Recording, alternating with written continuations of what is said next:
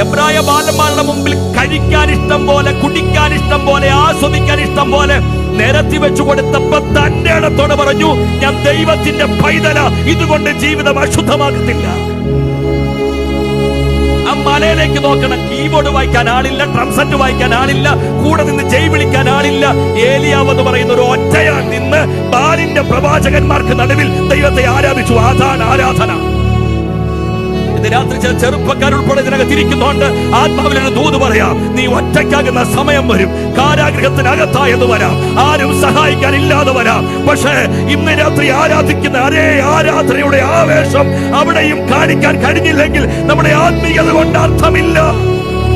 പലപ്പോഴും ഏകാഗ്രമായിട്ടൊന്ന് പ്രാർത്ഥിക്കാൻ നമുക്ക് പറ്റും. പലപ്പോഴും ഒറ്റയ്ക്കാകുമ്പോൾ കർത്താവിന്റെ സ്വന്തമെന്ന് തെളിയിക്കാൻ നമുക്ക് പറ്റിയിട്ടില്ല. അറിഞ്ഞും അറിയാതെയും പിന്മാറ്റത്തിൽ നമ്മൾ പോയിട്ടുണ്ട്. ചോദിച്ചോട്ടെ, കർത്താവ് തകർത്തില്ലല്ലോ. ഈ രാത്രിയിൽ നമ്മുടെ ജീവനോടെ വെച്ചില്ലേ? പഴയ പാട്ടാണ്.